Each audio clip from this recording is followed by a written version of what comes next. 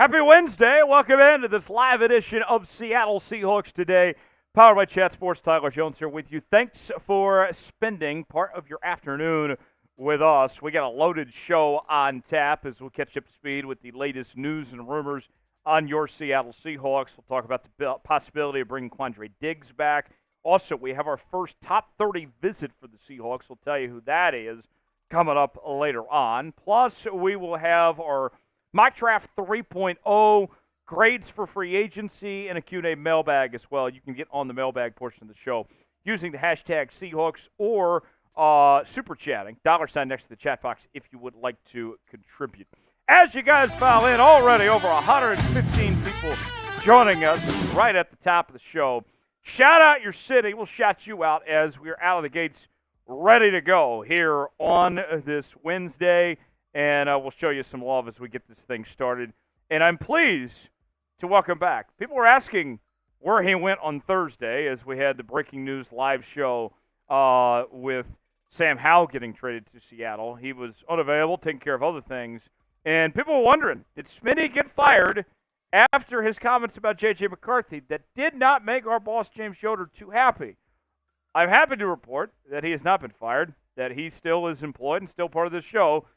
Tyler Smith. Smitty is here in the house. Smitty, you survived the tirade of James Yoder. I think I did. How the 12's doing? I'm sorry I couldn't be there with you all on Thursday. Just a little scheduling difference that occurred, and I'm glad I'm back here for Wednesday happy hour that I haven't missed in quite a bit, I don't think. No. Good to have you back, as always. Shout out your city. We'll shout you out as I got Donald and Slayton. I got, excuse me, Don in Vancouver, got Kevin in Coeur d'Alene, Idaho, Corey in Tacoma, Pablo in South Carolina, Keith in Texarkana, Ty Man the Buckeye in Ohio, got Donald in Slayton. Ty Man the Buckeye says Smitty is back. He is back indeed. With D's, I know what Ty Man the Buckeye's game is there. He's calling me mid. No, Ty Man. I'm a walking W. Oh. A walking W. I didn't think about that. Yeah. Oh yeah. He always pulls this, no matter what channel I'm on. Ty Man the Buckeye, that little sneaker. Calling you my mid. My guy Thrilla saying Big Smitty back in the building. Shout out to you, my man. Let's see. We got BTD says London. I got Roland in Virginia. Ivan in Hillsboro, Oregon. Corey in Tacoma. Kevin says Smitty needs to drink 3 boots to make up for his time off. Hey, we can make that happen if you guys super chat enough. Yeah, if you guys super chat enough, $200, and we'll do a boots. And if we get 600, then that could result to 3 boots potentially. I guess so. Shout out your city. Let's see. I got Bruce in BC. I got Duke in Maui. Donald says Smitty team, the Smitty committee. Yeah. They've also been called, their other name is the Shitty committee. So it depends on who you ask. But I think Donald's on your side. King says is in York. I got Thriller in South Seattle.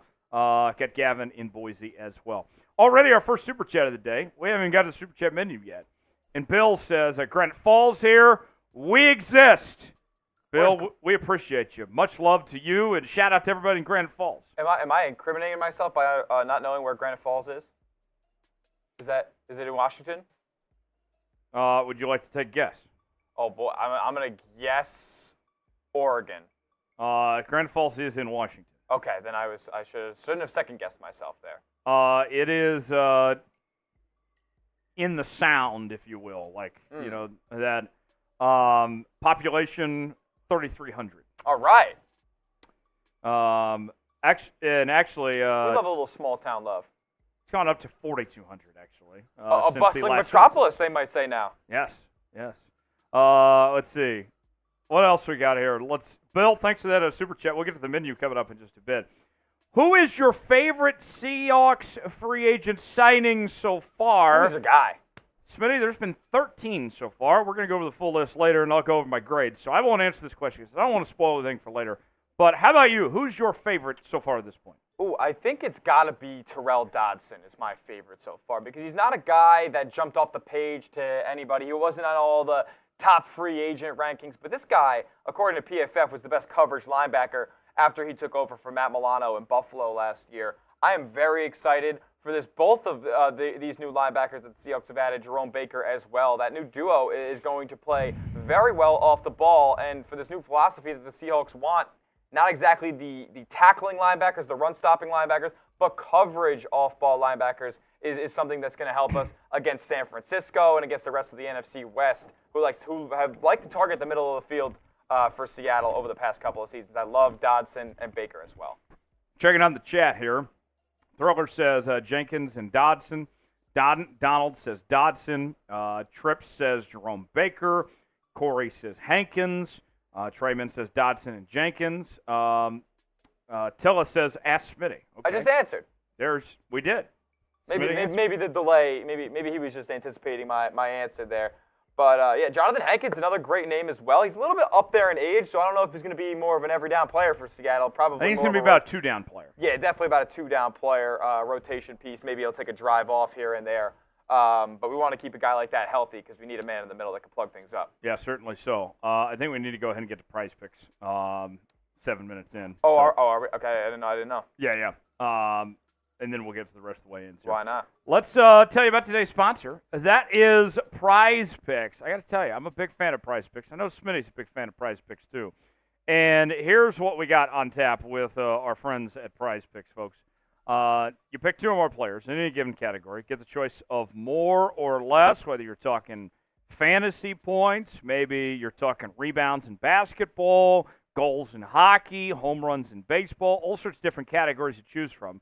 Go to prizepicks.com/CLNS, promo code CLNS for a $100 deposit match. Smitty, around here, this is March. NCAA tournament. Best month of the year. Officially got started yesterday. The first round begins tomorrow. And we got a little deal with Prize Picks. Caitlin Clark, she's easily going to have over half a point. I think so. That's a gimme. And then Terrence Shannon for the Illinois Fighting Illini. They got a game tomorrow against Morehead State. The jokes write themselves. And him being their leading scorer, he had 40 points the other day against Wisconsin. Yep.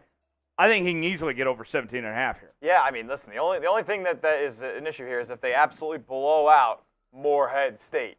But Terrence Shannon Jr. will probably be a large part in that effort, so I could see him easily getting to 18 and if not 20, 25. Play along with us. PrizePicks.com/CLNS, promo code CLNS for a $100 deposit match, and it is the place to be all March long. I'm going to put it in the chat right now so you can join in on all the action on Prize Picks. Prize Picks, proud partner of Seahawks Today by Chat Sports. Glad to have them on board here on today's show.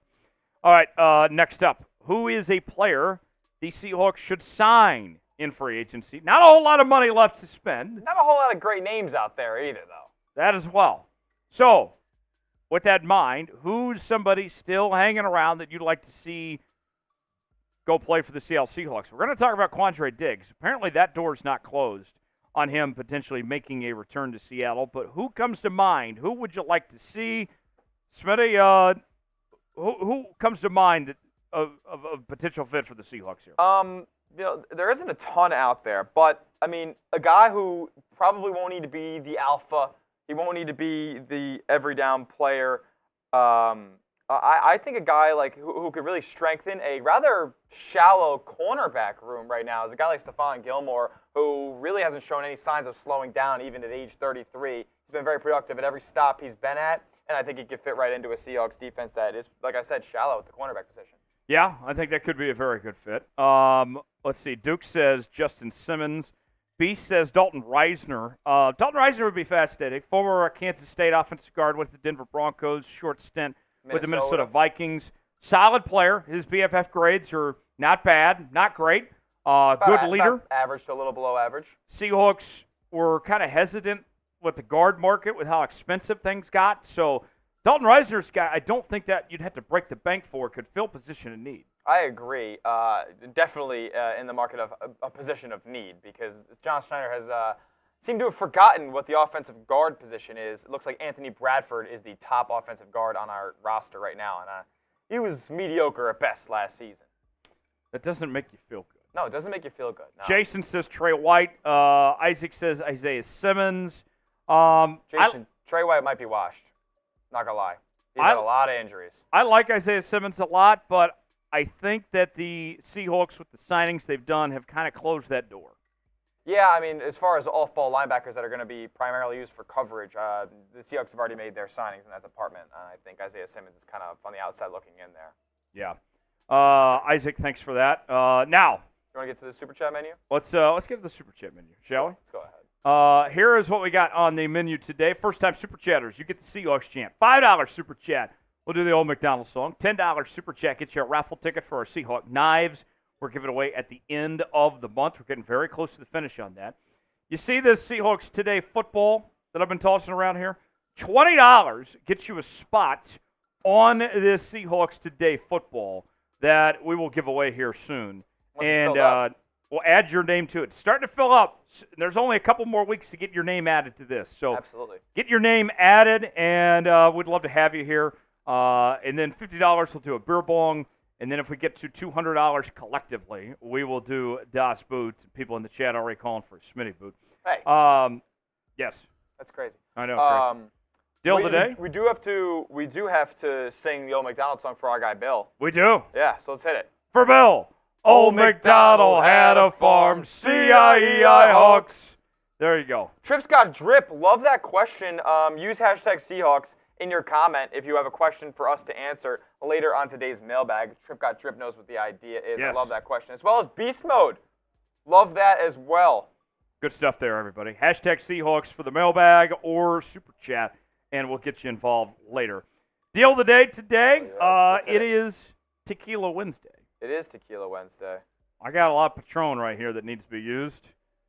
I could use your help. Every $10 Super Chat, in addition to getting a raffle ticket for the Seahawks knives, we will take a shot of tequila and go to the Patron zone. That's why it's the deal of the day. I mean, we gave you guys a little twofer. Yes, 2 for 1. So you get the raffle ticket, and we'll drink some tequila as well. So buy us a shot. Let's go to the Patron zone with the $10 Super Chat. Got over 200 people watching so far already, as we're out of the gates ready to go. Here's what we want to do. We want you to spam the chat with S's for your Seattle Seahawks. We do this on game days. It's a rallying cry. Really gets people fired up. And just because it's the off-season doesn't mean that we can't get loud like we're at Lumen Field. In fact, I want you to get louder than what you'd be at Lumen Field right now. So spam S in the chat. Smitty's going to shout out all the S's for the next minute, and we're going to see who's going to be the early favorite to be the MVP on today's show. So without further ado, let's get this thing started. Here we go. 5, 4, 3, 2, 1, go. Spam those S's. I see Amit. I see Corey Nolan, Hank Campbell, LOL Red Tiger, Paulo Domingo. What's going on, my friend? Hank Campbell, Amit, 27MHZ, Kevin Jewell. What's going on, guys? Daniel Garby. Here we go. Duke Kuhia. Isaac. Gavin Engel. Keep it going. Keep it going, 12s. We want to get louder than Lumen Field here in the Seahawks Today chat. It gets more people involved. Alicia Cross, Amit, Michael Liebert, Thrilla, Matt West, Corey Nolan, Kevin Jewell, Alicia Cross, Gavin Angel. Keep it going. Keep it going. I want to see new names. I want to see new names in the chat. Give me some new names in the chat. We got some absolute legend 12s keeping the drive going. Tasty TV, Jeremiah Hill, Thrilla, Hank, Red Tiger, Matt. Keep it going, guys. Trip got drip. Tasty. Who's that one? Mike Haller, Kevin Jewell, Tasty, Matt, Duke, Cesar Torres, Teo Rojas, Corey Nolan, Alicia, Amit, Duke, Tasty, Isaac. Keep going. Don't Alicia. slow down. Keep it going, guys. James Kilger. I'm sorry for pronouncing names wrong. Names are coming at me fast. Corey Nolan, Kevin Jewell, Amit. 10 seconds. Kenneth Walker 10 III, seconds. TJ Smith, Michael Liebert, Alicia, Corey, Michael, Hank, 5, 4, Kenneth. 3, 2, Oh, you guys killed 1. it. Leo. Nice work. Absolute dominance by the 12s. Nice. Good work, everybody. Let's we got 200 people watching, got 41 likes right now. Smitty, I think in order to start today's show, we need to get to at least 60 likes. I agree. And when we get to 60 likes, I will crack open a Miller Lite, take a nice chug for the 12s out there. But I need 60 likes. So I need about 19 more of you to like today's video. So if you're having a great time hanging out with us, if you want to start today's show, hit that like button. We certainly would appreciate it. and we'll get this thing going. We'll crack open this Miller once we get there as well. If you love your Seattle Seahawks, this is the show. This is the channel for you, the channel for the 12th Seahawks Day, powered by Chat Sports. We're at 52 likes right now. I need 8 more. 8 more likes. Let's get some likes. Like it up. Let's get moving. And we'll get this show started here. There it is, just like that. Good work, everybody. That was quick. All right, without further ado, news and rumors time. Let's talk Quandre Diggs. Let's talk John Ryan's Plumlee. Ooh, that's definitely not how it's What did I say? I don't know what you said. You said John Ryan's pummeling. Plummeling, yeah. That was crazy. Yeah, drink some water. Let me clear my throat. Get things cleared a little up. bug stuck in there, not going to lie. Excuse me, folks. All right. Now, without further ado, we'll get to the news and rumors. Let's get that started right now here on Seahawks Today.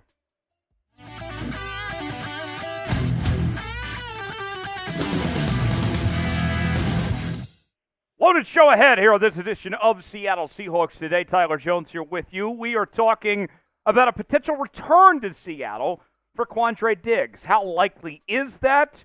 We'll investigate here in just a matter of moments. Also, we have our first top 30 visit for the Seattle Seahawks, and a bit of a surprising name as John Ryan's Plumlee, the UCF quarterback, is meeting with the Seattle Seahawks. We'll tell you more about that meeting and what that could mean for the Seahawks potentially drafting Plumlee in just a matter of moments. Quick survey before we get this show started. I want to know, do you believe in the direction the Seattle Seahawks are going with John Schneider and Mike McDonald and how they've operated things so far in this new era of Seahawks football? If you believe, like today's video. If not, if you are not a believer, comment and tell me why. I'm very curious. Tell me how you feel one way or the other, and we'll get started with today's show. Quandre Diggs, could he make his return to the Seattle Seahawks? Well, on X, formerly known as Twitter, he left open the possibility of returning to the Seahawks. And let's put it this way. It all started with a fake Twitter account. I'm not going to give this guy the time of day and give him the attention and publicity he's looking for. So we're not even going to show you that tweet. And that's by our judgment, our choice here.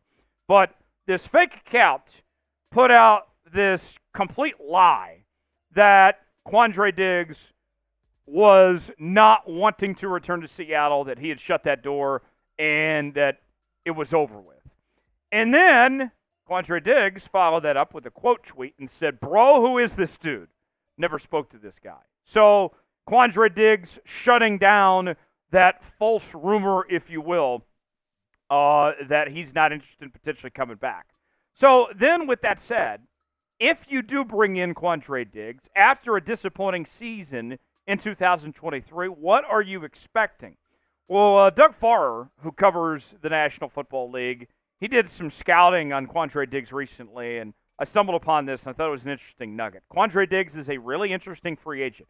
I don't see any drop in athletic ability last season, but the landmarks in Seattle's defense were just odd at times. There are times when your off year isn't all your responsibility. And I agree.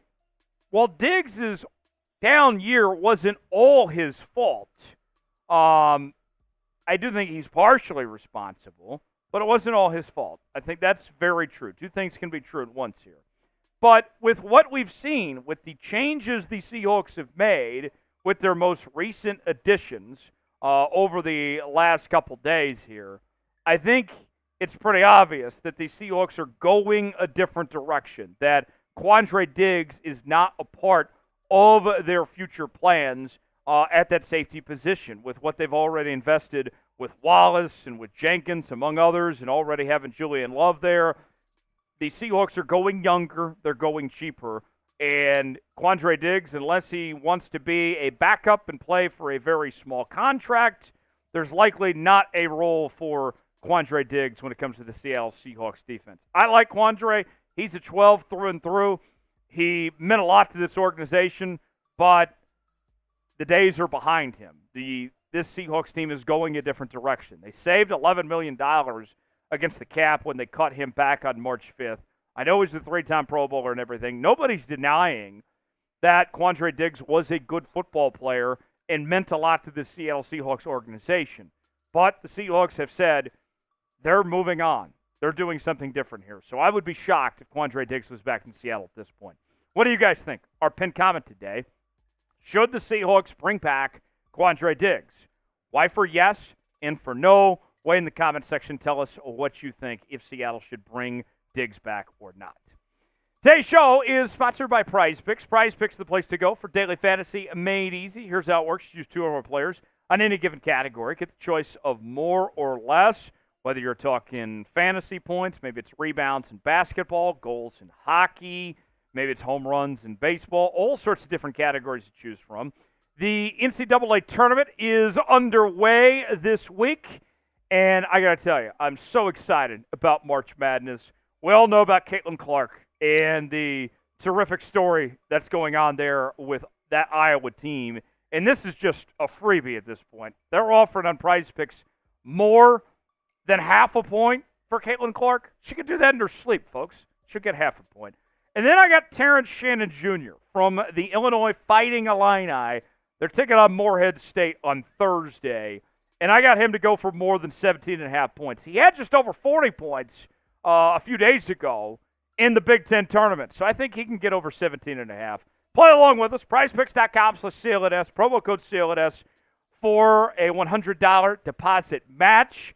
And you'll be glad you did. Link is in the comments and description of today's video. Go find your one shining moment with Prize Picks now. See what I did there? All right.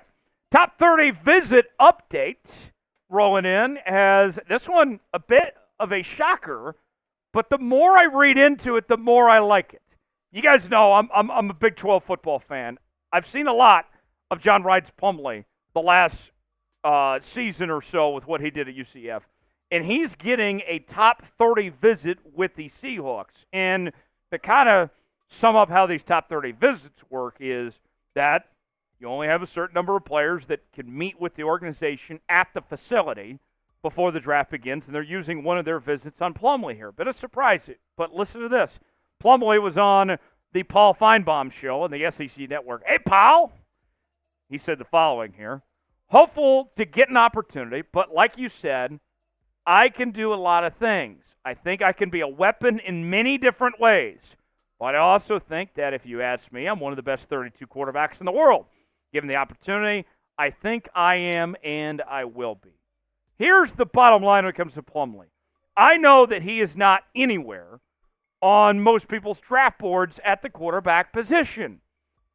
But he is such an incredible athlete. And we'll have more on this here in just a second. Don't think of him like a traditional pocket quarterback. I would think of him like an athlete that can do multiple things. Maybe it's a Taysom Hill role potentially. Maybe he ends up just being a backup quarterback, whatever it may be. There's a lot of different things that this guy potentially could do at the next level. I know some of you are saying, like, well, why would you draft a quarterback when you just traded for Sam Howell? This isn't your everyday quarterback here. This is an athlete. Think about it this way. More on his resume. Played for UCF. Before that was at Ole Miss. Was a two-sport athlete in college, as he was a baseball player for the Golden Knights there. And, folks, we talk about just the experience there. Played center field. Started 58 games this past season. So it wasn't just one of these quarterbacks that was a pitcher like we typically see in baseball. I mean, this guy was out there, snagging balls and everything. 24/7 Sports, which is one of the big recruiting outlets that does a great job, they called Plumlee, going into 2023, the most dynamic athlete in the nation. That's some high praise. In his career, Plumlee threw for 34 touchdowns, 28 rushing touchdowns, threw for nearly 6,000 passing yards, over 2,500 rushing yards. He's something special. I'm very impressed with just seeing the scouting report. Now, we'll go over some more stuff on him in just a second, but I got to tell you, it's intriguing, isn't it? And the possibilities of what you could do with this guy. Listen to this from On3, what they had to say about Plumlee's situation here. Plumlee did not receive an invite to last month's NFL Combine. However, he's been working with Patrick Mahomes' quarterback coach, Jeff Christensen, in anticipation of next week's inaugural Big 12 Pro Day at the Star in Frisco, Texas. So it's a pretty good company when you're working with Patrick Mahomes' own quarterback coach. More on Plumlee. He's an elite creative threat. He has an instant explosiveness in the open field, a very tough competitor. This is a guy that wants it badly. He's versatile in the background as a runner and a receiver as well, so that makes the potential transition to another position intriguing. The one knock, he's a little indecisive at times, so that could be something to monitor there. When it's all said and done, I don't know exactly what the Seahawks would do when it comes to Plumlee, but I'll tell you this right now, there is a role for him in some way, shape, or form. Whether it's backup quarterback, whether it's playing receiver or something, they'll find a way to get him on the field. Heck of an athlete. It's very tempting. So, what do you guys think of Plumlee? Should the Seahawks draft him? Type D for draft, P for pass. Weigh in the comments section. Let us know if you'd like to bring Plumlee to Seattle or not. If you enjoyed today's show, of course you did. Like today's video. We certainly appreciate it, and we'll see you next time right here on Seahawks Today.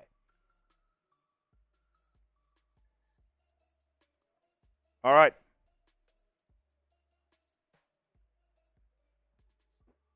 So, back to Quandre Diggs as Smitty rejoins us right now. We did get a super chat we'll get to here in just a second. Smitty, Quandre Diggs, I think that ship has sailed. I would be surprised if he's back in Seattle at this point. Yeah, it's unfortunate because Quandre Diggs, I mean, that was kind of one of those guys, and I know he was on the team with Russ and whatnot, but like, he just kind of signaled the new guard of the Seahawks defense, and whether that guard was good or not is up for many people's interpretation. I think most people would say no, that it was something successful. But he was a cornerstone of the defense as far as being a playmaker for a couple of seasons in Seattle, and one of my favorite players that I've watched since the Legion of Boom in that secondary. So I feel for Quandre Diggs. I think he would very much like to come back. I think he likes the personnel, likes the front office. But they might be moving on here. So I saw a comment in the comment section as far as from K Soon Soon about Plumlee, saying that we don't have a Taysom Hill role in this offense. How do you know that? It's a new scheme. Yeah, it's a whole new scheme. How do you know that, K Soon Soon? It's a whole new scheme. We very well might have a role.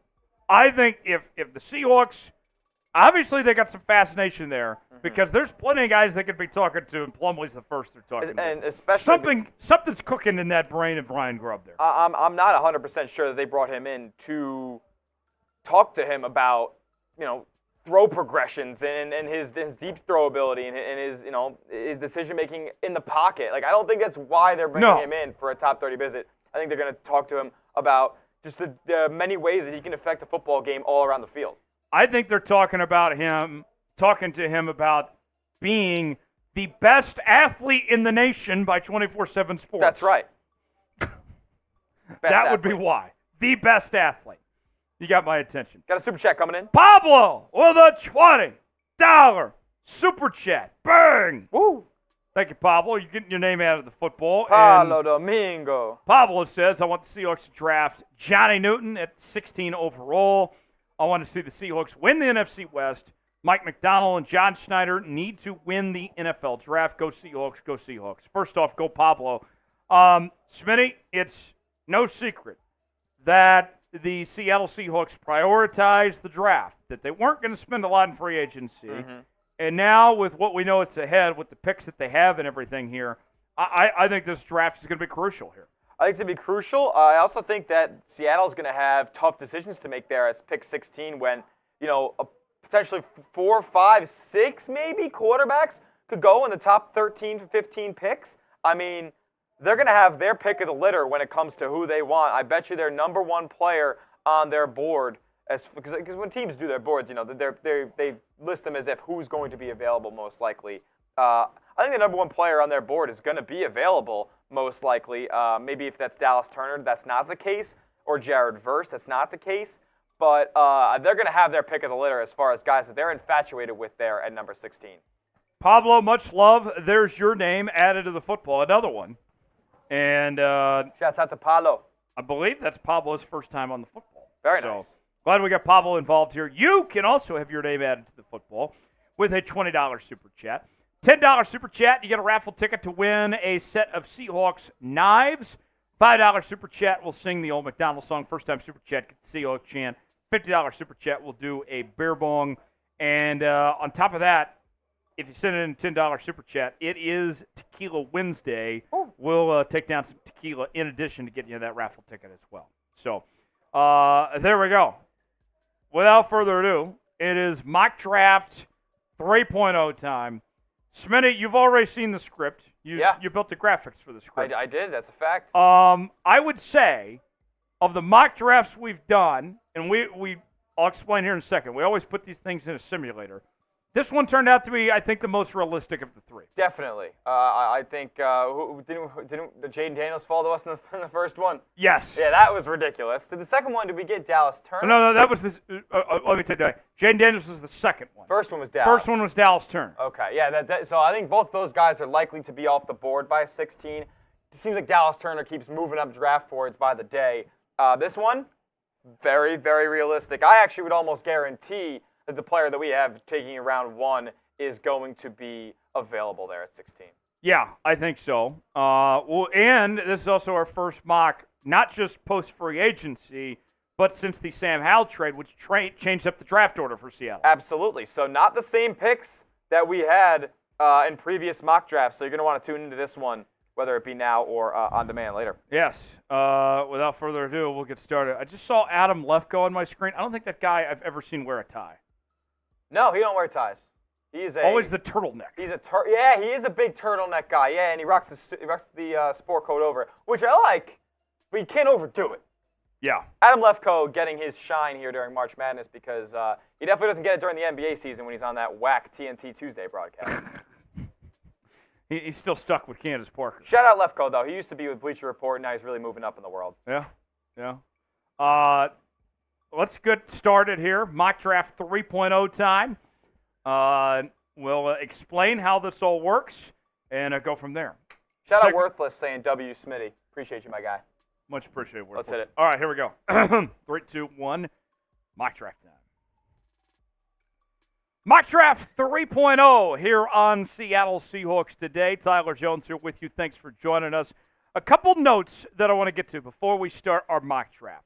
This is the first mock draft we've done since the Sam Howell trade, which changed up the draft order for the Seahawks.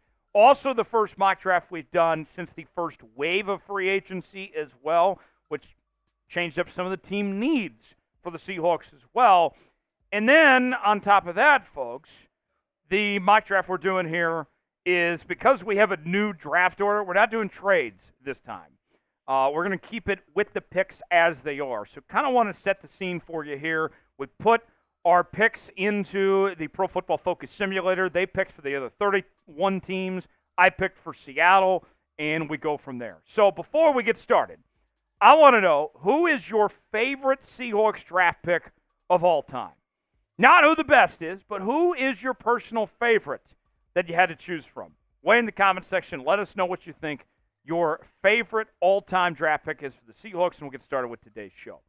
The brand new draft order for your Seattle Seahawks. It all gets started at pick number 16 in the first round. Then the Seahawks will have to wait a bit as we go to the third round, their 81st selection. Remember, they gave up the 78th pick in the Sam Howell trade. Now they have 2 fourth-round picks. Instead of having 2 thirds, picks at 102 and 118. And then, with no 5th-round pick now, that turns into a 6th-round pick from the Sam Howell trade at 179 and 192. And then they wrap up the draft with a 7th-round pick at 235. The team needs for the Seahawks now. Here's what we're looking at this point.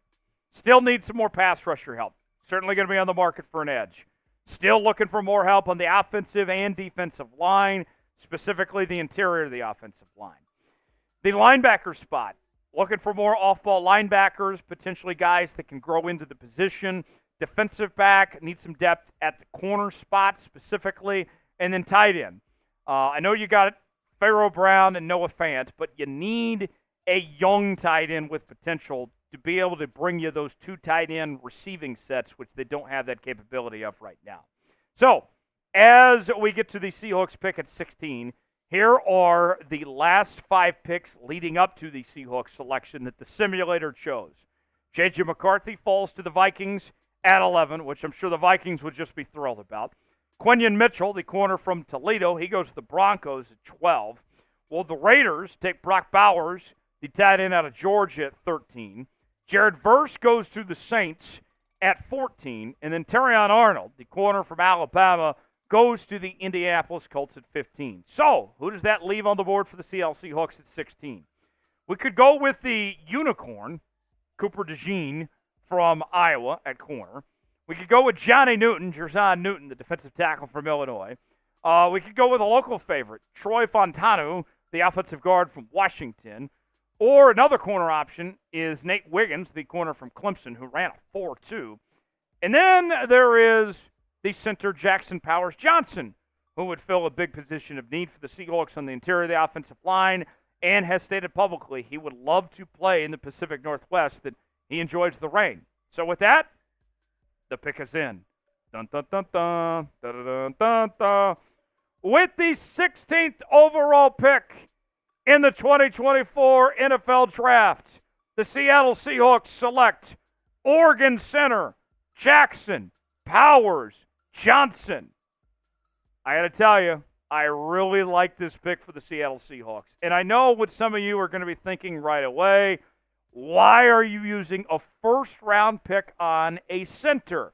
Well, folks, we've seen teams in recent years use high draft capital on a center and pay off pretty well. Do the Ravens regret using a first-round pick on Tyler Linderbaum? Absolutely not. Do the Kansas City Chiefs regret using a second-round pick on Creed Humphrey? Absolutely not. Creed Humphrey might be the best center in the NFL at this point. Jackson Powers Johnson, I think, belongs in that stratosphere with the Humphreys and the Linderbaums. You could have included Jason Kelce in that discussion as well. That type of ceiling is what we're talking about here. Mel Kiper has him as the number 2 center on his big board. I think he's better than that. A unanimous All-American, Remington Trophy Award winner. Scouting report is pretty dang good as well. Broad barrel-chested frame, excellent initial quickness, powerful shoulders and strong hands, explodes out of his stance, and also has the command and ability to uproot defensive tackles.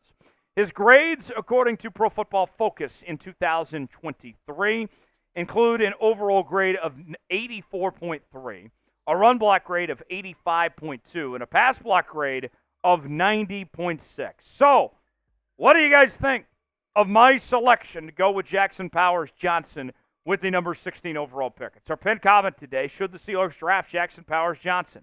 Why for yes and for no? Well, in the comment section, tell us what you think. Let's go to the third round now. 81st overall pick. The Seahawks get some help at the linebacker position, taking Clemson linebacker Jeremiah Trotter Jr. there at 81 overall. And Trotter is a guy that has shown flashes. A second-team All-American in 2022, first-team All-ACC selection this past year. Mel Kiper has him as the number 4 off-ball linebacker on his big board. So to get him in the third round, I think we're fine with that. We're not over-drafting the off-ball linebacker position here. The scouting report, good speed and athleticism. He's got eye discipline, reads quarterback's eyes so well. He can bring the wood downhill, bonk. He can contain as a pass rusher. The knock of him of sorts is he does have a weak base against the run, so something to monitor there. His numbers last season, 5.5 sacks, so he still has an ability as a pass rusher despite being an off-ball linebacker there. 2 forced fumbles, 2 interceptions, 87 tackles. Trotter's a very good football player, and I think this would be a good fit for the Seattle Seahawks. Would be a significant upgrade, I think, taking over that Devin Bush role in the Seahawks defense, and would immediately see playing time here for the Seattle Seahawks. More picks to come here in just a moment, but first, let's tell you about today's sponsor, and that is our hats that we have available for you at chatsports.com/Seahawks hats. You can see we got the flat bill, we got the throwback style, we got the baseball cap of the current logo, plenty of different hats to choose from, beyond just the one you're seeing on your screen right now. Go see for yourself at chatsports.com/Seahawks hats. Plenty of Seahawks hats to choose from besides just what you're seeing on your screen. We're offering free shipping. We also got some hats that are up to 50% off as well. Go see for yourself. Chatsports.com/Seahawks hats. The link is in the comments and description of today's video. That's chatsports.com/Seahawks hats to get yours today. The Seahawks go all in with their second, fourth-round pick as they select Iowa tight end Eric All. The Seahawks have Noah Fant, and they have Pharaoh Brown. But what Seattle doesn't have right now is the ability to have two tight end sets with two tight ends that are receivers, both on the field at the same time. That would change with a guy like Eric All. Played for Iowa this year, previously was with Michigan Wolverines, and was on track to have a very good year. He was a Senior Bowl midseason All-American this year, ended up as the number 6 tight end on Kuiper's big board, but then suffered a season-ending injury for the second straight year, and that's one thing that comes up on his scouting report is the injury issues. If you get past the injury issues, you're looking at a guy that can play an expanded route tree. He's capable of stretching the field. He's elusive and tough, agile and athletic, and no school on the planet has a better track record developing tight ends than the University of Iowa. So he comes from a good pedigree there as far as that goes. His statistics in 2023, in 7 games played, averaged 14 yards reception, 3 touchdowns, 300 yards, 21 catches. Not bad for Eric All, what he was able to do on that front there. More names to get to here in just a bit, but first, we want to ask you here on Seahawks Today, who is your guy? Who would you like to see the Seahawks draft? Name a player in the comments section that you would like to see the Seahawks draft in 2024.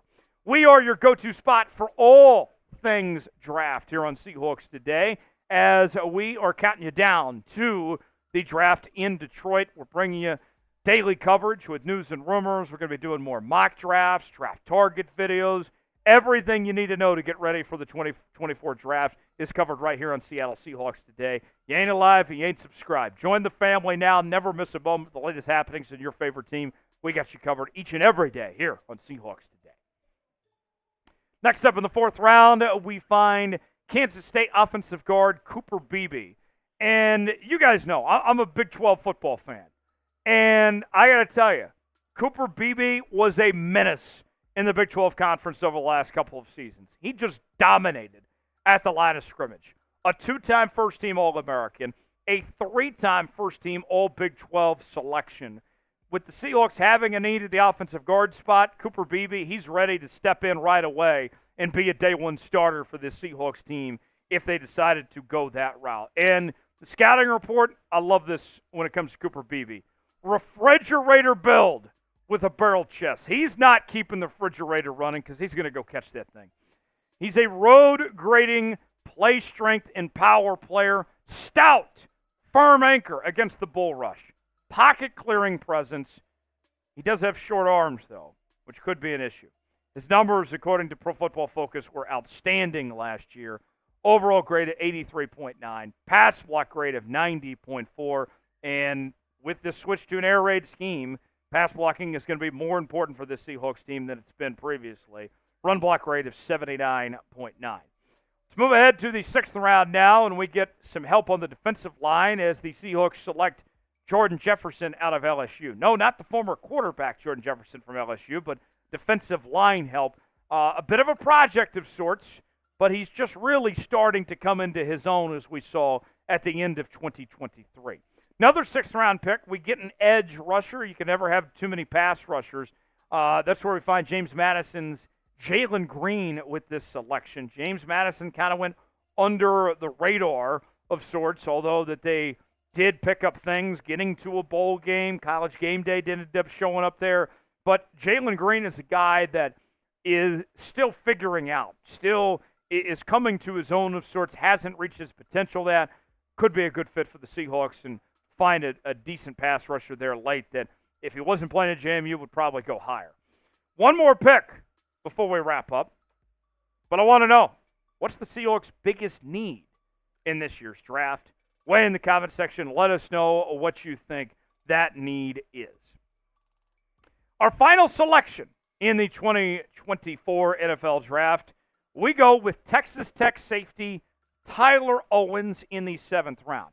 One of the fastest players in this draft, but also one of the most interesting as well. Tyler Owens believes the earth is flat, that space does not exist, as well as other planets. So, for me, that's a guy that's a deep thinker. He's obviously thought about this, although he is wrong about that.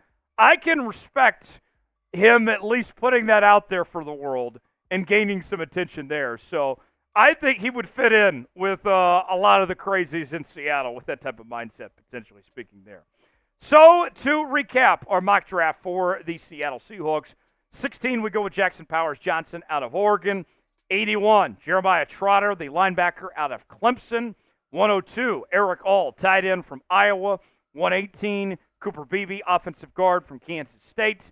And then our final 3 selections, we go Jordan Jefferson, defensive tackle from LSU. Jalen Green, edge rusher from James Madison.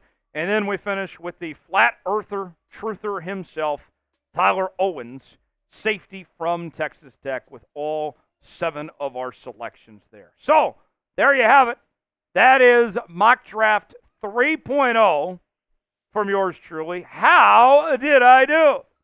Get your grades in the comment section, A, B, C, D, or F, and let us know, how did I do with this mock draft? I thought of all our mock drafts we've done so far, this was the most realistic. We took care of some positions of need, and we got some very talented football players. If you give me a grade that's anything less than an A, you're a hater. Spam those A's in the comments section for that mock draft. Thanks for joining us here on this edition of Seahawks Today. Got more mock drafts coming up on the channel, so stay tuned for that, and we'll see you next time here on the channel. All right, get those grades in. How'd I do? Smitty rejoins me right now. Smitty, what do you think? You got to see for yourself. You saw all the picks. What do we think of mock draft 3.0 here? I think it's a strong B+. Okay. Strong B+. We got... Where did you disagree? Where did you differ? I think I differed with the first round selection, and not that I disliked it, but I just think I would probably go with Troy Fautanu a little bit over Jackson Powers Johnson, excuse me.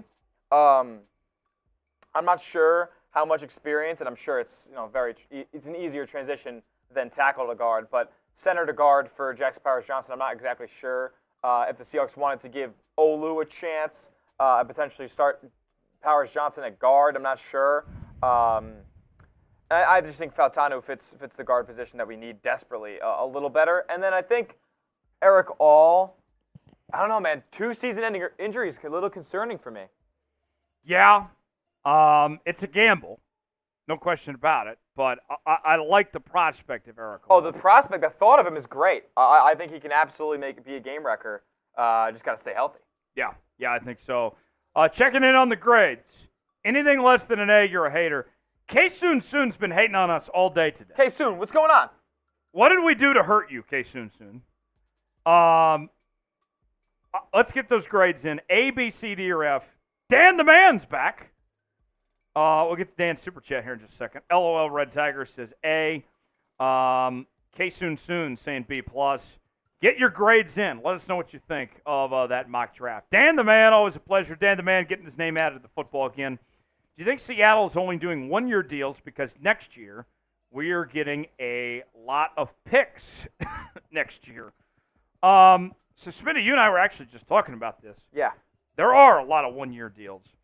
I think that, I don't know if it necessarily has to do with Seattle getting all those comp picks. They're set to get 4 right now. Mm-hmm.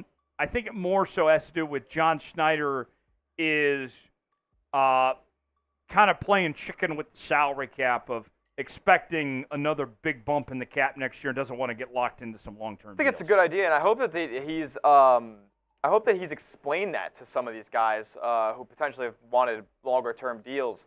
When Schneider's been, maybe Schneider says to them, "Hey, listen, I love your play. I'd love to keep you here long-term. Let's get you more money next year when this is all said and done. If you play up to that level." Right. Yeah, I think he's the salary cap took such an unexpected jump this year that it kind of has everybody, I think, on their toes for how to go about it going forward. A little bit. And you'll see one more. Well, and it's not just the Seahawks either, Smitty. We're seeing a lot of teams this cycle go one-year deals. Yeah, absolutely. A lot of prove-it deals out there, and I think that's kind of how the NFL is starting to trend with, how much roster turnover there is year to year, how frequent injuries can be, how quickly certain players can drop from a certain production level and become, lesser than. And I think teams and owners don't want to get tied up into some bad contracts anymore, and I think we're seeing that in free agency this year. Very cool. Friend of the show, Kelly Smith. Oh, yes. Just sent me a DM that she's putting together a football shelf, and I don't know how much you guys can see up closely, but it's got some of her Seahawks Today prizes up there. Very cool. We love Kelly Smith here at Seahawks Today. Kelly. I haven't seen her in a while. Kelly, come join us for a weekday live show. We're on besides just our watch parties. Much appreciated, Kelly Smith. Let me reply to her message here. Here's the Super Chat menu. Every first time Super Chat gets a Seahawks. Every $5 Super Chat's the old McDonald's song. We sang it for our guy Bill Phillips earlier. $10 Super Chat gets you a raffle ticket for Seahawks steak knives. We're getting into the weeds of the offseason right now, and these steak knives are a very popular item. Hey, listen, they're very popular. We've gotten a lot of entries towards them, and you could be in the running if you send us a $10 Super Chat. $20 Super Chat, you get the Seahawks Today football. Your name on the football, excuse me. This right here. We're going to give it away when it's all said and done. We'll put Smitty on screen here in just a second, but I want to see you guys, this is real football. I can toss it to Smitty. Oh, yeah. Not only is it going to be great for display, but if you do decide to throw it around the yard, this is a quality. One second here. Let Smitty get on screen here in just a second. This is a quality football. If you're kicking field goals with this thing, you're going to make it every time. Oh, it's got air in it. It might have a little too much air in it. Maybe so. I did not air this up. Here we go. Smitty, this is quality football. Absolutely. Firm. Listen, you can grip it, rip it. I would probably not choose to throw this around in the yard in fear of getting the white side dirty and whatnot and ruining all the names, the great names of the 12s we have on here. But get your name on the football. Got a lot of Seahawks Today viewers' names on here. Some of the 12s. We love getting super chats from you guys. We love giving back and just making you feel known here at Seahawks Today by some of these gifts. And send in the $20 super chat, get your name on there, and $50 super chat. You can get involved with some drinking. Tyler do a beer bong. I might get involved with a beer bong myself as well. So it's got a football. Ooh, little right in the numbers, baby. Right in the numbers. Catch with your hands, not your body. That's right. All right, mailbag time. Get some questions in. I'm going to check if we have some good questions here. We need some questions. We do need some questions. Dan the Man is going to be on the mailbag. Yep, Dan the Man, and I also Pablo as well. I know it wasn't much of a question, but it was definitely a suggestion as to who the Seahawks should draft at 16, so we like that. And if you send in a super chat, you're going to get priority on that mailbag that we're going to do at this time. Hashtag Seahawks or super chat. Smitty, what do we need? At least two more questions. Yeah, let's get two more in there. I like the ones that we got from Beast Mode and what was the other name? Beast Mode and Trips Got Drip earlier. I think those are great. Leo's calling you smutty. Smutty? I ain't Jay Critch, baby. Come on now. I need two questions, and then we'll get started. Okay. Free agent guards.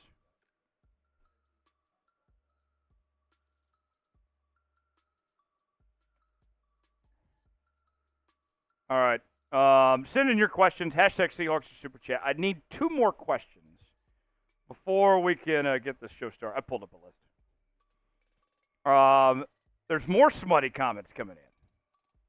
from Kevin. Oh, man. 2 more questions, and then we'll get this thing started.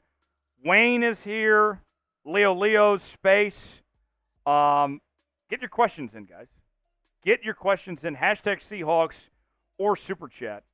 Like, Kevin, you got to use hashtag Seahawks. We can't put that on screen unless you use hashtag Seahawks. I'm surprised none of you have asked me about Sam Howell yet, because I have some thoughts. Yeah. Send in a question. We need about 2 more. Yeah, about 2 more, and then we'll get this thing started. Amazing Jay, you got to put a question on there, my friend. Yeah. Like Amazing Jay, that's all got to be one comment. As well as Corey Nolan and Amazing Jay, you got to use hashtag Seahawks, and as well as Kevin Jewell. I just need 2 questions. That's all I'm asking for, folks. 2 questions. Come on now. 2 questions, and then we'll start this mailbag. I got 200 people watching, and all I need is 2 questions. Red Tiger, I ain't Smetty. Like Wayne, there's one. Good one, Wayne. We got one from Wayne. Now I need another. I need one more, and then we can start this show. Then after this mailbag segment, there we go, Amazing Jay. Ask me about Sam Howell. Dodgers fire Shohei Ohtani's interpreter amid allegations of, quote, massive theft of stars' funds to cover gambling debts. Whoa. What a guy. That's wild. Dodgers opened the season today in South Korea. The actual MLB season? Yeah, it's a regular season game today. What a joke. Yeah. Not televised, not marketed at all. I mean, it might be televised, but who knows? With the way that league is marketed, it's terrible. I think Dan meant we, not WWE. Listen, I love the WWE. Oh, yeah. Aaron Donald retired, and he says he wants to go into acting. What about Aaron Donald in the WWE? I think it's a good place to start, for sure. We see a lot of acting careers springboarded by WWE careers. I think those WWE guys would fear Aaron Donald. I agree. I think he'd be a huge draw, too. I think he'd be, the fans would get a massive pop if Aaron Donald pulled up. Yes. All right, without further ado, mailbag time. We got plenty of questions now. Let's get it. You guys killed it. Let's do the thing. Here we go. It's mailbag time here on Seattle Seahawks Today. Tyler Jones here with you. Thanks for joining us. This comes from our Wednesday live show that we do each and every week, where we answer people's questions that they send us, whether it's super chats or using the hashtag Seahawks, and we answer them in real time. So you may be watching this, asking yourself, Tyler, how can I get involved in the next mailbag segment? Well, you're in luck, because if you join the Noti Gang, not only would you be subscribed to Seahawks Today, but you would be notified of every time we have new content here on the channel, including when we go live. So go ahead and join the Noti Gang, turn on notifications, and be a part of our next live show right here on Seahawks Today. Let's begin with Dan the Man Miller with a $20 super chat. Dan the Man writes, do you think Seattle is only doing one-year deals because next year we are getting a lot of picks? Dan, great question there. Thanks for the $20 super chat, my guy. Bang! So, Dan, I think what is happening is that this past offseason, the salary cap took an unexpected jump. $30 million that caught everybody off guard. And it was that way for a couple of reasons. The new TV contract, they were making up for the money that was lost during the pandemic as well. But nonetheless, it was a big jump up the cap. And so with that uncertainty, I think teams are wondering, okay, next year, are we going to see the cap take another big jump again? Is this going to be the trend? Or does it come back down to what we typically see on an average year of where the cap jumps up? I think that's a part of it. I think the picks, yeah, you have about 4 comp picks right now, but I think it more has to do with just the concern of the salary cap, and then also more players on prove-it contracts, if you will, not getting the long-term deals out there. And it's not just the Seahawks. We're seeing this across the board around the NFL of more teams doing these one-year deals. Dan the Man, thanks for the super chat. Pablo Domingo with a $20 super chat writes in.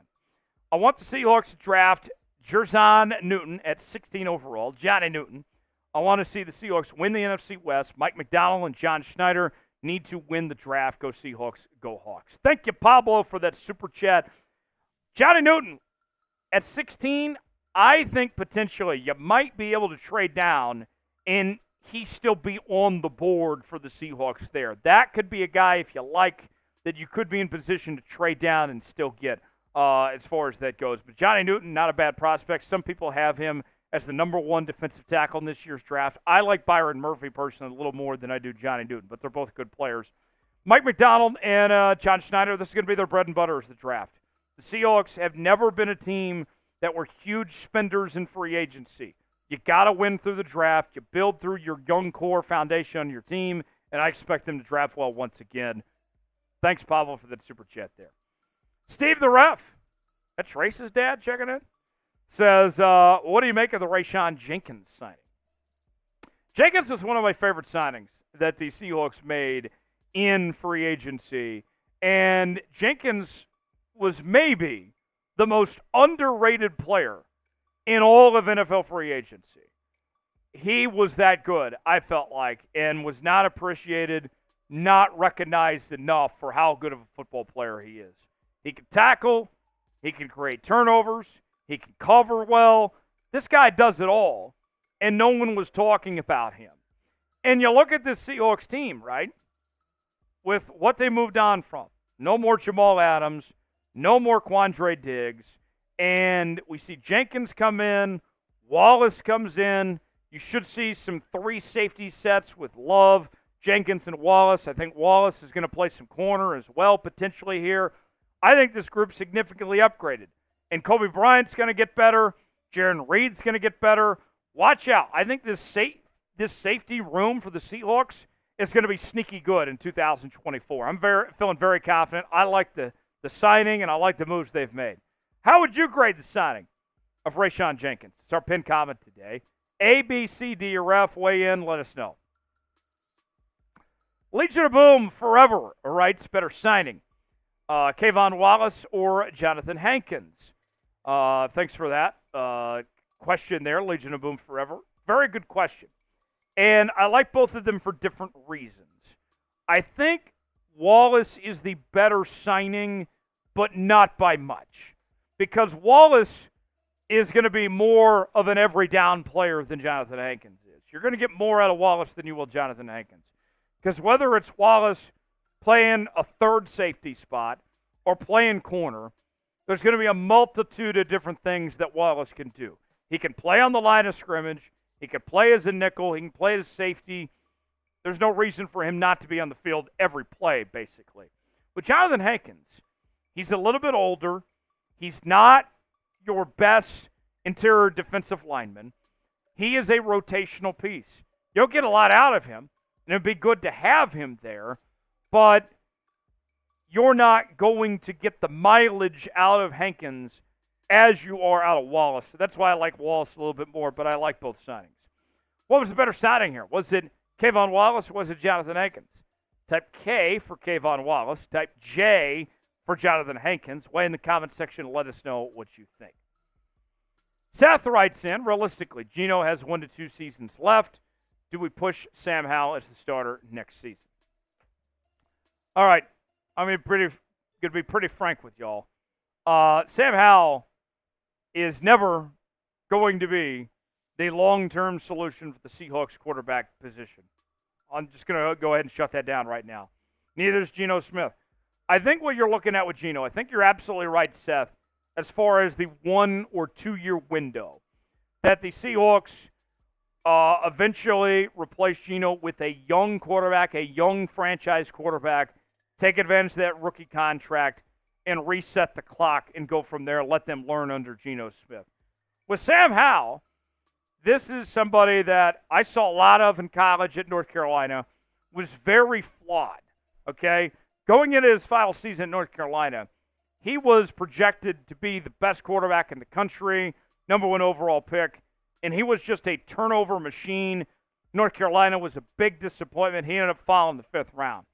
He showed some flashes with the Washington Commanders this past season, but he also led the league in interceptions.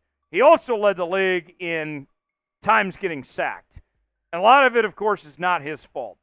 But I saw enough from Sam Howell early on in his NFL career where I could tell you he's not a long-term franchise guy. The Seahawks can do better than Sam Howell long-term. I think he's fine to be your backup, but nothing really more than that.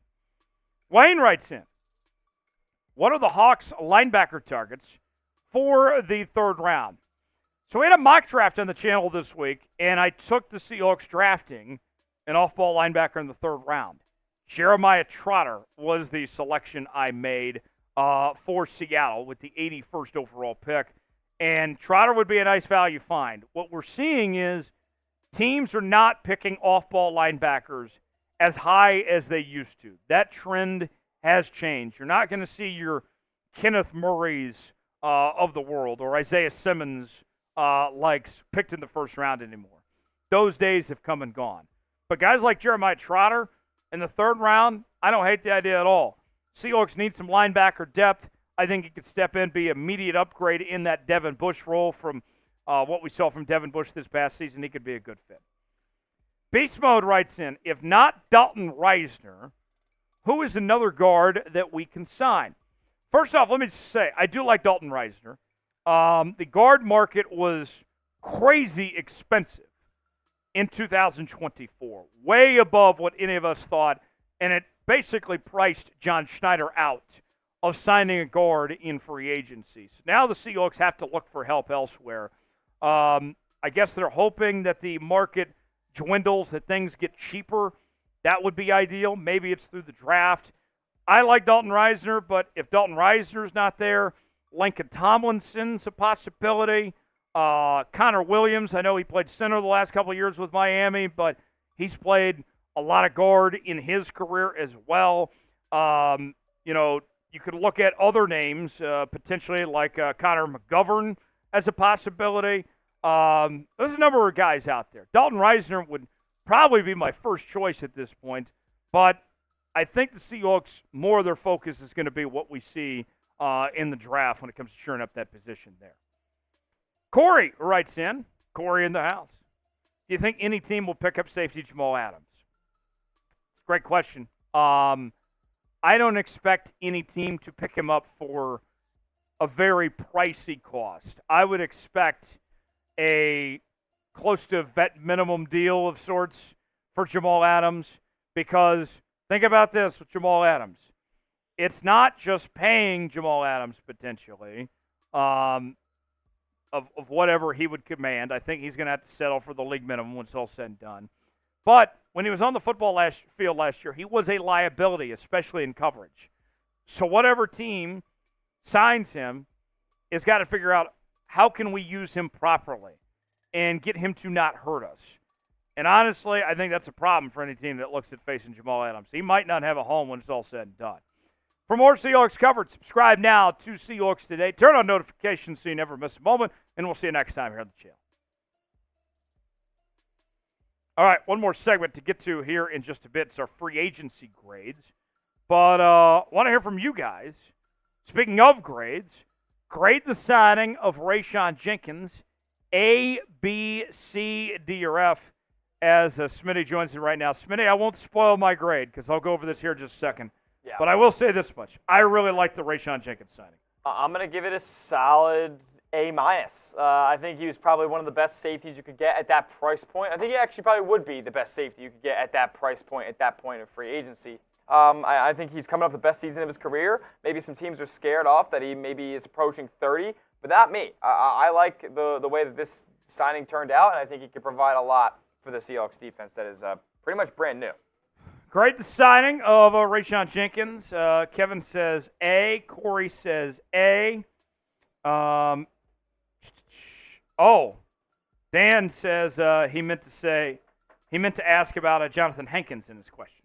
Oh. Dan, we can talk about that real quick though for you, because you're a loyal guy, Dan. Let's talk about Jonathan Hankins real quick, and then we'll dive into him some more in this grade report segment. But Jonathan Hankins, we mentioned it, Smitty. Not an every down player, rotational piece, but a veteran that's done a very good job throughout his career. I thought for what the Seahawks' role is they're asking him of, he's a natural fit. I agree. He's not going to be an every down player. He's not going to play, 900 snaps or whatever it is.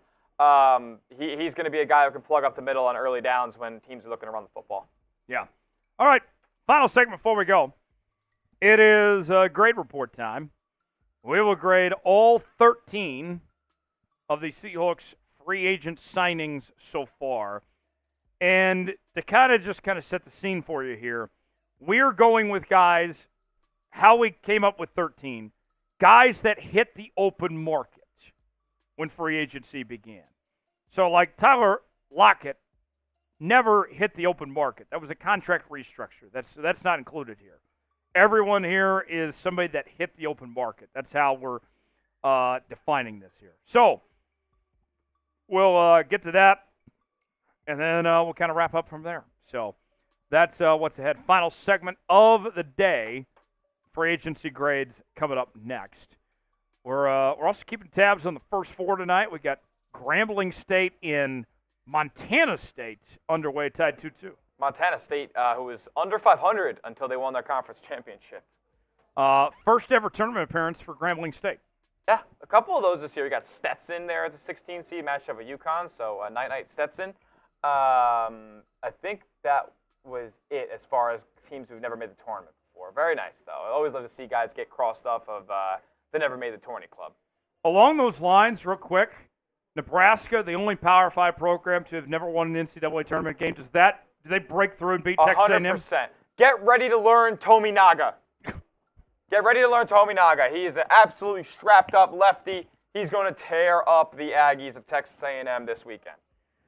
I'm happy for Fred Hoiberg. Glad to see him doing well. He's a great coach, man. I like him a lot. I've always been a fan of his. I went to college with his daughter, Paige, at Kansas. Very nice. Just very good family. I wouldn't rule out the possibility of him being Bill Self's replacement someday, potentially.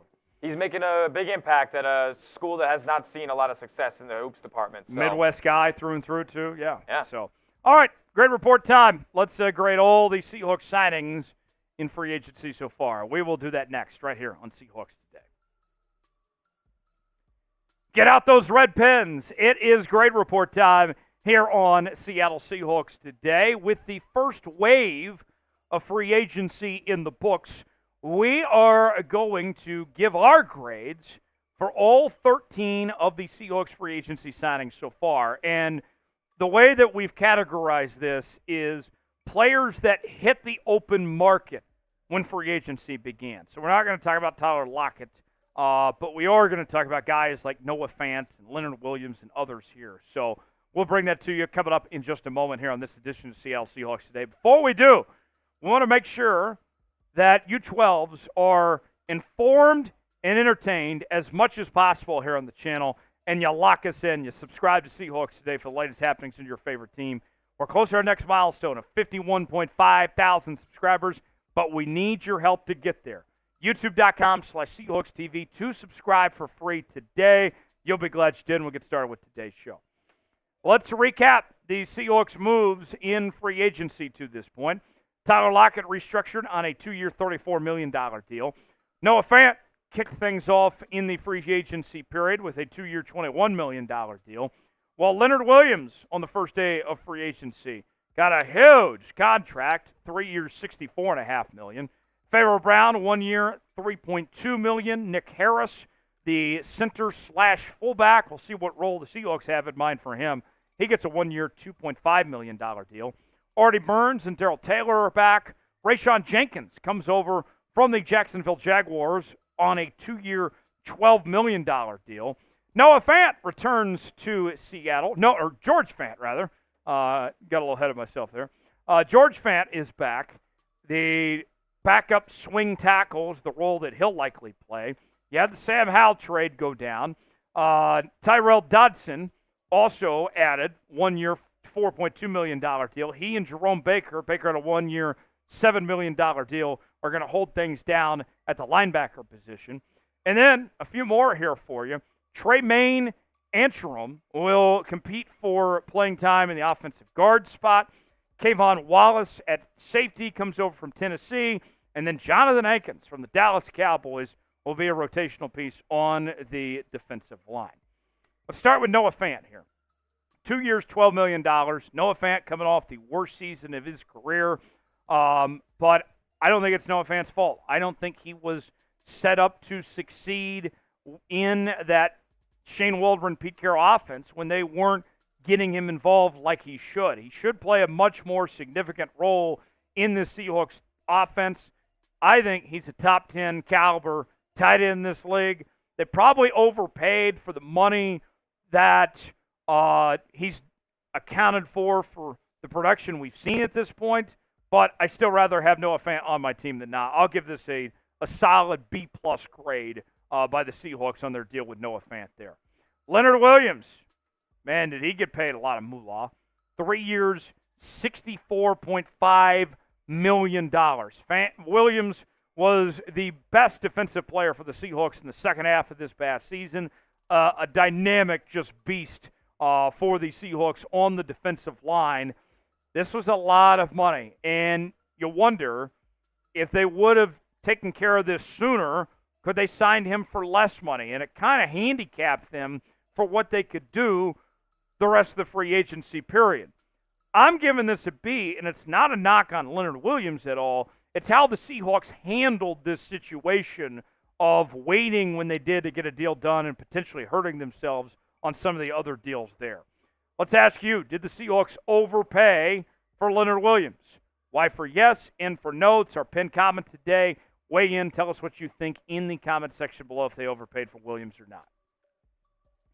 Pharaoh Brown, that is, coming to the Seattle Seahawks on a 1-year, $3.2 million deal. No Colby Parkinson, no Will Dissly. Noah Fant expected to be the receiving tight end, while Pharaoh Brown will be the blocking tight end. You saved a lot of money from what you were paying Parkinson and Dissly, and you got one of the top 10 blocking tight ends in football. I'm going to give this an A-. It's a cheap deal, fills a position of need. You get a very good blocker, but he doesn't have a great track record when it comes to being a pass catcher. I wish he was a little bit better of a pass catcher, but I'll still give this an A- here. Next on the list, Nick Harris. 1 year, $2.51 million deal with Seattle.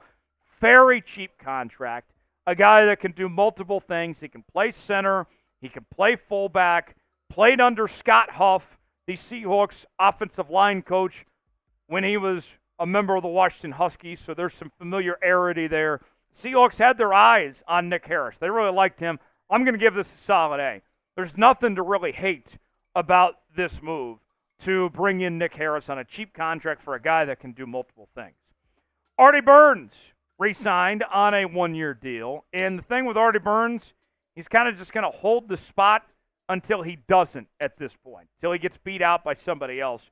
Artie Burns, well-liked, well-respected among the locker room, but the Seahawks can do better than Artie Burns. I give this a C, and the reason why I give this a C, although we're still waiting in the financial terms, it can't be that much for Artie Burns. I think that's kind of safe to assume. So even though he's not that great of a player, it doesn't hurt you to have Artie Burns as a body for now of sorts till they upgrade, find somebody better.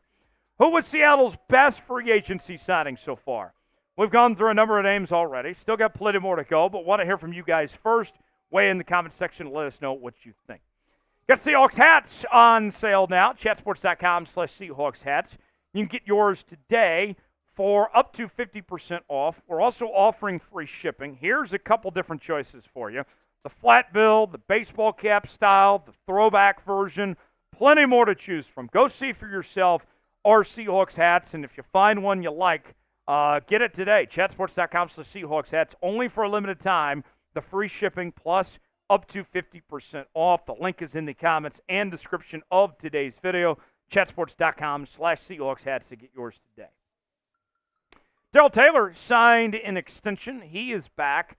Darrell Taylor, I think that Mike McDonald is aware of what he's getting when it comes to Darrell Taylor. And that is a guy who is a one-trick pony. He's a very good pass rusher, but that's about all he can do. He's not great in coverage. He's not great at stopping the run. With that in mind, I'm just going to give this a B. Hopefully the Seahawks maximize his capabilities when it comes to just being that pass rusher let him be a rotational piece and kind of thrive from there. This is one signing that I think breathed a sigh of relief among Seahawks fans. Bring in George Fant. We saw how much of a revolving door the offensive tackle position was last year with the injuries to Abraham Lucas and Charles Cross. Now you bring in a guy you're very familiar with in George Fant, who's been in Seattle previously, that is a very good backup offensive tackle option, a swing tackle, if you will. If something happens to Lucas or Cross, or if they move Lucas from tackle to guard, George Fant is more than capable of getting the job done. 2-year deal, got some much-needed help. I'm going to give this an A-. If they were asking George Fant to be their full-time starter, that'd be a little bit concerning. They're not doing that here, though. I like the move to bring in George Fant. Maybe my favorite signing of them all, Rayshawn Jenkins from the Jacksonville Jaguars signs a 2-year, $12 million deal. With Jamal Adams gone, with Quandre Diggs gone, we knew the Seahawks needed to make a splash when it came to the safety position. And Rayshawn Jenkins may have been the most underrated player in all of free agency. He's a turnover machine. He can tackle. He can play coverage well. And at $6 million, I can live with that every single day. That's an A from me. This was a home run signing by the Seahawks to bring in Rayshawn Jenkins and add some much-needed depth to this Seahawks secondary room. Still plenty more names to get to here on today's show, but we want to hear from you guys. With free agency still going on, still more time to add more players, who is a player the Seahawks should sign next? Weigh in the comments section. Let us know what you think, somebody that comes to mind that you think would be a good fit for the Seattle Seahawks. Give us a name or two in the comments section and weigh in. Terrell Dodson is going to help out the Seahawks a lot in the linebacker spot. The highest graded linebacker by Pro Football Focus this past season. Does it all well, especially in coverage. We saw one of the things that I noticed of the way the Seahawks signed these linebackers. There was an increased priority when it came to PFF grades and coverage. And Dodson is a very good coverage linebacker. 1 year, $4.2 million. That's a great move. That's an A+. You got arguably the best linebacker in football by analytics for only $4 million. That's an A+ from me as far as I'm concerned. I really like that move to go with Dodson. But it didn't stop there at the linebacker position. Jerome Baker comes over from the Miami Dolphins on a 1 year, $7 million deal. I like him more than I do Jordan Brooks, quite frankly. I think when you add in Jerome Baker and Dodson here with what you had previously with Jordan Brooks, who struggled in coverage, as did Bobby Wagner for that matter, you, I think, upgraded the linebacker room while spending less money. I got to give this an A as well. I like this move from John Schneider and Mike McDonald. Get some help where those linebackers come from. Tremaine Antrim comes over from the Los Angeles Rams, where he'll play the offensive guard spot and compete for playing time. Expected to be a cheap veteran deal. I'll give this a B because it doesn't really cost you much. It's expected to be a vet minimum contract. He'll compete for playing time. We'll see if he brings anything to the table or not. If it doesn't work out, it doesn't hurt you. They're kind of taking a flyer on this guy. He has less than 200 career snaps. I'm willing to give him a chance and see what he brings to the table. Next on the list, that is where we find Kayvon Wallace, formerly the Tennessee Titans. And this is a guy that can do it all. He can play on the line of scrimmage. He can play safety. He can play nickel. And he can do it all at a high level. And he was really just starting to come into his own there towards the end of 2023. I think it's a great fit for Seattle. I know that Mike McDonald wants to do some 3 safety looks. Expect to see Wallace get plenty of playing time. Reasonable contract. I'll go A- there. Last on our list, Jonathan Hankins, formerly the Dallas Cowboys, fills in a much-needed role when it comes to rotational interior defensive lineman pieces. He's not going to be an every down player, but He's going to be a difference maker for the Seahawks team that badly needs help there. Contract doesn't sound like it's going to be too much either. I'm going to go B+ on Hankins there. So those are all of our grades for every single one of the Seahawks free agent signings. In a moment, I'm going to give you my overall grade for what the Seahawks have done in free agency. But I want to hear your overall grade first in the comments section. A, B, C, D, or F. Weigh in. Tell us what you think your overall grade is. I'm going to go with an overall grade of a B. I know we saw a lot of A's. We saw some B's. There was a C in there. I think about a B is a fair grade. Seattle's done a good job with their lack of money with this circumstance of what they've had to work with. But there's still some glaring holes that need to be filled on this Seahawks team. When you're talking interior of the offensive line, they're not done. There's work to be done. Job's not finished. Got to find some more pass rushers. Got to be able to get after the quarterback. And then linebacker. I know that you brought in the two guys that we talked about with Baker and Dodson, but you still need another piece when it comes to that linebacker spot as well to kind of fill that Devin Bush role of sorts there. So still more work to do, but I'm optimistic about this team going forward. And some of these guys aren't going to be filled here in free agency. We're going to talk about some of these positions being filled when we get to the draft here in a couple of weeks as well. But overall, I'm optimistic. I like the direction of where this Seahawks team is going. I think Mike McDonald and John Schneider are clearly putting their stamp on this Seahawks team. They're doing a lot of things different than what we saw in the Pete Carroll era. And you got to be feeling good if you're a Seahawks fan about where this team goes from here. I would call this free agency period a success. Was it perfect? Far from it. Was it a failure? Definitely not. It was a good run of what we've seen so far to this point. Thanks for joining us here on Seattle Seahawks Today for continuing free agency coverage. If they make any more moves, we're going to talk about it here on the channel, break it all down for you. Subscribe now for free, and we'll see you next time here on Seahawks Today.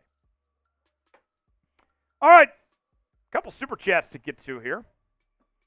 Taker610 says, can Jackson Powers Johnson be Max 2.0, worth first rounder? I think he's worth first rounder, personally speaking. Taker, when we talk about Big Max, Smitty, that is some elite company we're talking about here. I mean, the greatest center in Seahawks history. No doubt about it. He absolutely, that trade they made to get rid of Max Unger for Jimmy Graham, low-key haunted the Seahawks for years to come as far as the strength of their offensive line goes. Yeah. So I think comparing anybody to Max is a little bit of stretch right away, but I think he's worth a first-round pick. I think you're going to like what you see. And then we got a first-time super chatter from Kevin Jewell for Kevin C. Hawks. C. Hawks. C. Hawks. Let's go. Spam Kevin. Let's go, Kevin. Spam Kevin in the chat. Kev, much appreciated. Thanks for sending in that $10 super chat, man. If we draft Powers for a center, do you think Olu can play different positions, seeing how we drafted Olu? Do you not see him as a starter at center in the NFL or just as a backup? So a couple thoughts, Smitty. Olu was a fifth-round pick, okay? Like, let's not act like that he was expected to be, the next Jason Kelsey here or something here. With that said, he does have experience playing guard. If you want to draft Jackson Powers Johnson, don't let Olu be the reason to stop you. Whether Olu's your backup center or he's playing guard, there is still a world, I think, Smitty, where JPJ and Olu can coexist. I agree. I mean, you can move one of them over to guard, and I think probably JPJ has the most versatility of the two. And I would like to see what Olu has in year two. I'm a fan of his accolades. He didn't kill the Seahawks in his time spent on the field last season. So I want to see what both of these guys have in store if that's the route the Seahawks go. Kevin, you are entered to win the knives. Let me write down Kevin's name real quick. And then we got to sign off because, Smitty, you're off to Celtics tonight, Celtics right? today. Celtics-Bucks tonight. Big game. Big game. Is that a national game? Yeah, ESPN. Okay. The worldwide leader. Very nice. So go hang out with Smitty if you want to keep on tonight over on Celtics today. He and Allie Barefoot will be over there. We're gonna be having a good time over there. You guys get started. What, about 30 minutes? Yeah, about 15 minutes actually. Okay. So on that note, we'll get out of here because Smitty's got to go. I'm going to go home. But if anything happens between now and when we see you next, we're going to make videos and talk about and break it down here on the channel. Subscribe now for free. Have a great night, everybody, and we'll see you next time here on Seahawks Today.